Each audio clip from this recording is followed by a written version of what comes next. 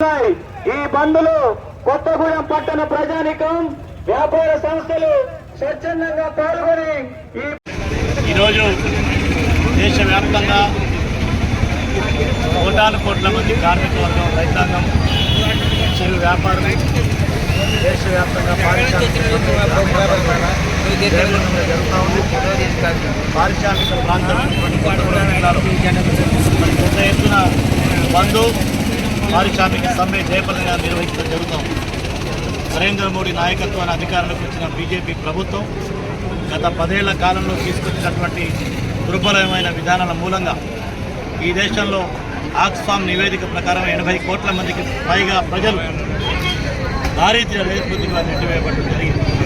ప్రభుత్వ రంగ పరిశ్రమల్ని ఆదాని అంబాలను అమ్మివేసి ఈ దేశ సంపదని, ప్రకృతి సంపదని గుజరాత్ పెట్టుబడిదారులకు అప్పచెప్పినటువంటి నరేంద్ర మోడీ ప్రభుత్వ విధానానికి వ్యతిరేకంగా 3 నల్ల చట్టాలని తీసుకొచ్చి మరి రైతులను ఎత్తిన వేసినప్పుడు 750 మంది రైతులు తమ ప్రాణాన్ని బలిదానం చేసి పోరాడి విజయం సాధించినప్పటికీ కూడా ఇప్పటివరకు రైతు అనుకూలమైనటువంటి కార్యక్రమం తీసుకోకపోవడం ఈ దేశాన్ని, రాజ్యాంగాన్ని మరి పరిరక్షించకుండా మతోన్మాదపు విషభోజాలు నాపి సమాజం మధ్య ఒక విచ్ఛిన్నతకు కారకవుతున్న ఈ ప్రభుత్వం కార్మిక వర్గాన్ని, రైతాంగాన్ని, దేశ ఐక్యతని దెబ్బతీస్తున్నటువంటి నరేంద్ర మోడీ ప్రభుత్వ విధానానికి వ్యతిరేకంగా ఈ 10 ఏళ్ళు ప్రజల యొక్క మరి హక్కులని పీల్చి చేసి మాట్లాడే వాళ్ళని, పోరాడే వాళ్ళందరినీ కూడా జైల్లో నెట్టివేసి ఒక అప్రజాస్వామిక నియంతృత్వ పాలన చేసిన నరేంద్ర మోడీని 24 ఎన్నికల్లో ఓడించాలని పిలుపునిస్తాం.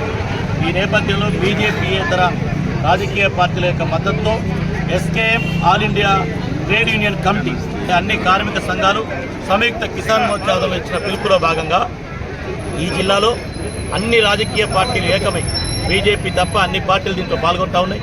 వామపక్ష పార్టీలైనటువంటి సిపిఐ, సిపిఎం, ఎంఎల్ పార్టీలు, కాంగ్రెస్, టీఆర్ఎస్ అన్ని పార్టీలు కూడా ఇవాళ నరేంద్ర మోడీ యొక్క తప్పుడు విధానాన్ని ఎండగడతా ఉన్నాం.